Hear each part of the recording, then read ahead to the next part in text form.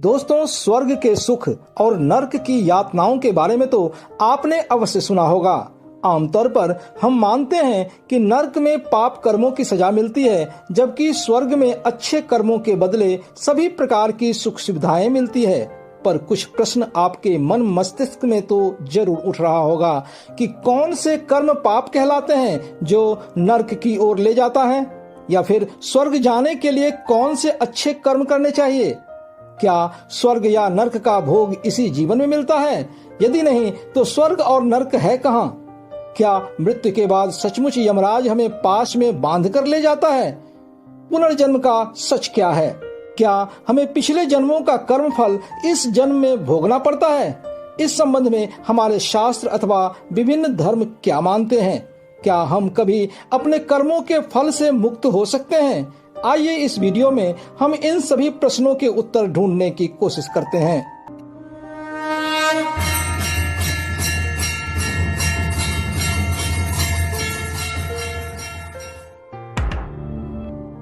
दोस्तों नमस्कार, मैं प्रदीप झा। मेरे इस चैनल में आपका स्वागत है। शास्त्रों के अनुसार स्वर्ग ऐसा गंतव्य स्थान है जहां आत्माएं आनंद प्राप्त करती हैं, और नर्क एक ऐसा स्थान है जहां आत्माएं कष्ट झेलती हैं। गीता में भगवान श्री कृष्ण ने अर्जुन से कहा है कि हे पार्थ, ऐसा कोई भी समय नहीं था जब मैं नहीं था, तुम नहीं थे, या फिर ये सारे कौरव पांडव नहीं थे, और आगे भी ऐसा कोई समय नहीं होगा जब हम सारे नहीं होंगे। यह तुच्छ शरीर तो नाशवान है, तुम्हारा कर्म ही तुम्हारा पहचान है और यही तुम्हारे साथ रहेगा।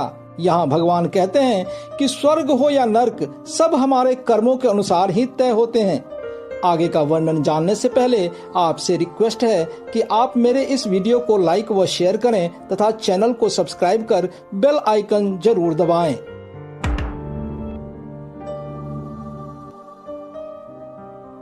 दोस्तों, हमारे शरीर के मुख्यतः दो आयाम हैं, भौतिक और आध्यात्मिक या मानसिक।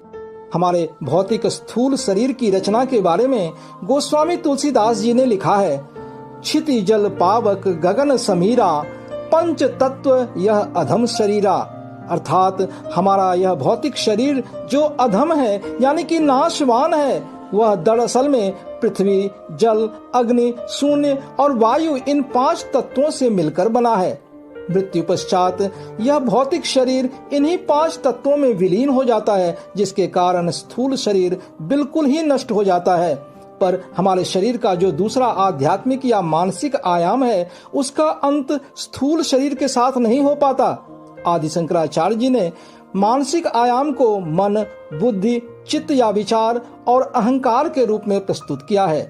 कहते हैं, इन चारों में से यदि कुछ भी हमारे अंदर शेष रह जाता है तो शारीरिक मृत्यु के बाद भी वह आत्मा को प्रभावित करता है, और उसी के अनुसार आत्मा स्वर्ग और नर्क की ओर गति करती है।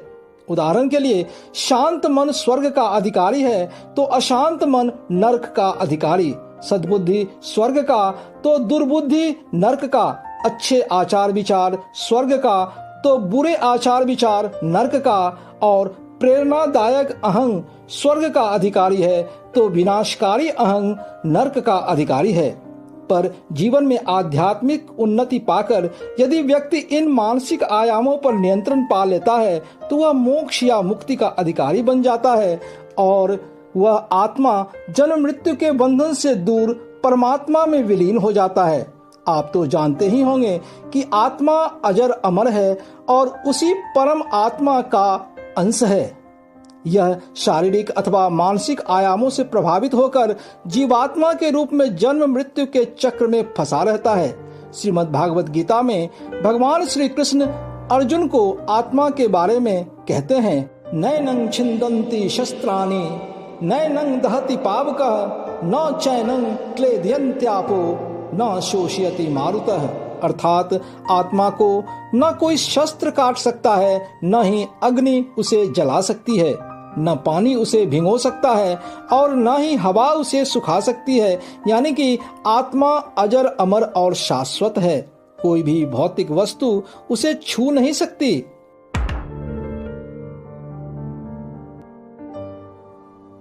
सनातन हिंदू धर्म के कई ग्रंथों में स्वर्ग और नरक की अवधारणा जीवन में किए गए अच्छे और बुरे कर्म पर आधारित है। ऋग्वेद में कहा गया है कि स्वर्ग तीसरे आकाश में बसा है, जहाँ मधु की हजारों नहरें बहती है। अथर्ववेद में स्वर्ग को मधु के तालाब, दूध, दही, घी और मदिरा की बहने वाली नहरों वाला स्थान कहा गया है।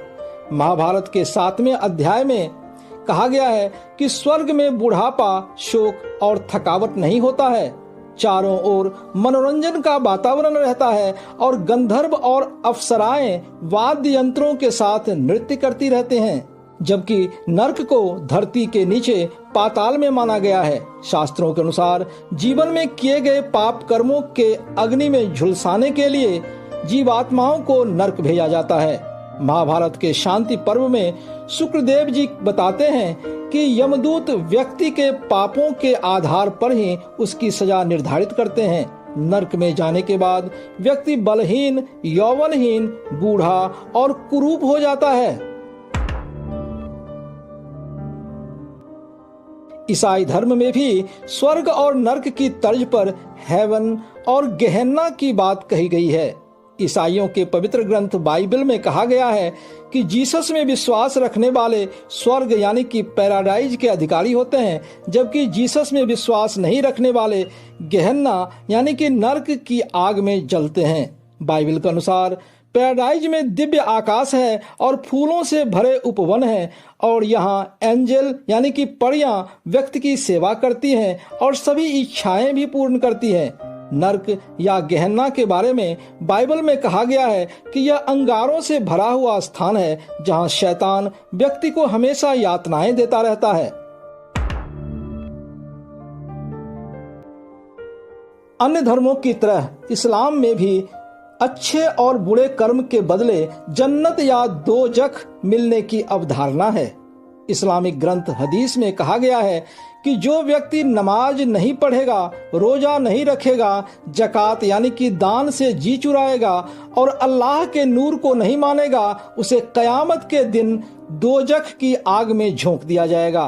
दोजख की अंगारों पे लोटना होगा, खौलते तेल से नहाया जाएगा और भी कई अन्य प्रकार की यातनाएं दी जाएगी। जबकि जन्नत या स्वर्ग वही जाएंगे जो कलमा पढ़ेंगे, अल्लाह को मानेंगे और जकात देंगे। इस्लाम में जन्नत का वर्णन इस प्रकार है। वहाँ शहद की नहरें, फलों से भरे बाग बगीचे, हसीन वादियां और खूबसूरत हूरें हैं। व्यक्ति वहाँ ऐसो आराम से रहता है। इसके अलावा भी पारसी, बौद्ध, सिख, जैन व अन्य धर्म और परंपराएं हैं। इन सभी में स्वर्ग और नरक का इसी प्रकार का मिलता जुलता वर्णन मिलता है। दोस्तों, स्वर्ग और नरक के सिद्धांत के बारे में लगभग पूरे विश्व के सभी धर्मों और समुदायों में एक मत है। स्वर्ग अच्छे कर्मों का परिणाम, जबकि नरक बुरे कर्मों का परिणाम होता है। पर इस लोक में यह भी धारणा प्रचलित है कि हमारे अच्छे बुरे कर्मों का परिणाम इसी जीवन में भुगतना पड़ता है। अच्छे कर्म करने वाले आमतौर पर अमीर होते हैं और ऐश्वर्यपूर्ण जीवन व्यतीत करते हैं, यानी कि उनके जीवन में खुशियां ही खुशियां होती है, जो स्वर्ग के समान है। और बुरे कर्म करने वाले या आलसी व्यक्ति दुख भरी अथवा कष्टों से भरी हुई जीवन का सामना करता है, जो नरक के समान है। और मैं मानता हूं कि इसमें बहुत हद तक सच्चाई भी है। पर यहाँ मैं आपको बता दूं कि खुशियां केवल भौतिक सुख से नहीं मिल सकता है, इसके लिए मानसिक और आध्यात्मिक सुख भी उतना ही जरूरी है। हम आमतौर पर अमीर व्यक्ति को सुखी समझ लेते हैं, क्योंकि पैसे के दम पर उनके पास सब प्रकार के भौतिक सुख हासिल कर लेने की क्षमता होती है। पर मैं मानता हूं कि यहाँ पर हम भूल कर रहे हैं। गौतम बुद्ध ने इस संसार को ही दुखों से भरा हुआ बताया था और कहा था कि यहाँ व्यक्ति दुख भोगने के लिए ही जन्म लेता है, क्योंकि दुख का मुख्य कारण है इच्छाएं या अभिलाषाएं। जो व्यक्ति अपनी इच्छाओं को वश में कर लेता है, दरअसल वही सुखी है। और इस मृत्यु लोक में गरीब हो या अमीर, किसी की भी सारी इच्छाएं पूर्ण कभी नहीं होती है। इसीलिए उनके दुखों का अंत भी नहीं होता है।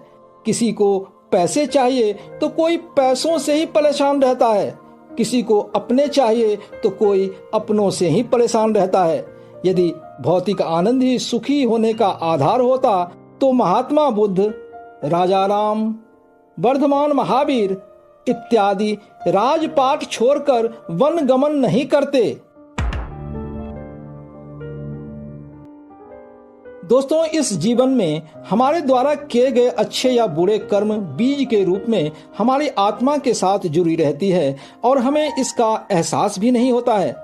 जब हम कोई गलत काम करते हैं तो आपने महसूस किया होगा कि हमारे अंदर की अदृश्य शक्ति हमें ऐसा करने से रोकने का प्रयास करती है, जो डर और आत्मग्लानि के रूप में हमारे सामने आता है। जो भी व्यक्ति अपने अंतरात्मा की इस पुकार को समझकर सचेत हो जाता है और गलत राह पर नहीं जाता, वह इस बुरे कर्म के मिलने वाले फल से बच जाता है। पर सच्चाई तो ये है कि हम में से अधिकांश व्यक्ति अपनी अंतरात्मा की इस आवाज या पुकार दबा देते हैं अथवा नजरअंदाज कर देते हैं, और यह जानते हुए भी कि ये अच्छे कर्म नहीं हैं, फिर भी हम वो काम करते हैं। यहीं पर ये बुरे कर्म हमारी आत्मा में बीज रूप में स्थापित हो जाता है। समय के साथ हमारा मन मस्तिष्क इसे भूल भी जाता है, पर आत्मा कुछ भी नहीं भूलती है। और यदि यह कर्म बहुत ही बुरे हैं अर्थात घिनौनी है, तो यह कर्म बीज हो सकता है आपके इसी जीवन में तात्कालिक कर्म फल के रूप में प्रस्फुटित हो जाती है और हमें यहीं उसका दुख भरा परिणाम भुगतना पड़ता है। इसका अर्थ यह नहीं है कि आपने सारा कर्म फल भोग लिया है। हम जाने अनजाने ना जाने कितने पाप कर्म करते हैं, हम तो उस पर ध्यान नहीं देते हैं, पर हमारे अंदर बैठी आत्मा साक्षी रूप में सब कुछ देखती है और ये सारे कर्म बीज रूप में अपने में समाहित कर लेती है, जिसके परिणाम मृत्यु के बाद या फिर अगले जन्म में दीर्घकालिक कर्म फल के रूप में भुगतना पड़ता है। इसका अर्थ यह हुआ कि स्वर्ग और नरक का पूर्ण भोग केवल इसी जीवन में नहीं मिल सकता। अच्छे बुरे कर्मों का कुछ तात्कालिक परिणाम हमें इस जीवन में भुगतने होते हैं, जबकि शेष कर्म मृत्यु उपरांत हमारी आत्मा के साथ स्वर्ग और नरकगामी होता है। हमारे सनातन शास्त्रों के अनुसार अपने अच्छे या बुरे कर्मों के फल को भोगने के बाद शुद्ध होकर जीवात्मा पुनः नया शरीर ग्रहण करता है और पूर्व जन्मों में अपने अच्छे बुरे कर्मों का दीर्घकालिक फल भोगता है। इस क्रम में समस्त भौतिक और मानसिक अथवा आध्यात्मिक आयामों के पूर्ण रूप से शुद्ध हो जाने पर ही आत्माएं परम गति को प्राप्त करती हैं अथवा परमात्मा में विलीन हो जाती है। दोस्तों, स्वर्ग और नरक के बारे में उपलब्ध विभिन्न जानकारी को अपने तर्क की कसौटी पर कसते हुए मैंने आपके समक्ष प्रस्तुत करने की कोशिश की है। आप इससे सहमत अथवा असहमत हो सकते हैं, अतः कमेंट बॉक्स में अपने विचार अवश्य रखें। हमारी आने वाली वीडियो में भारतीय सनातन संस्कृति की ऐसी अमूल्य विरासत के बारे में जानने के लिए आपसे रिक्वेस्ट है कि आप इस चैनल को सब्सक्राइब कर बेल आइकन जरूर दबाएं। गर्व से कहो, हम हिंदू हैं। जय हिंद, जय जय सिया राम।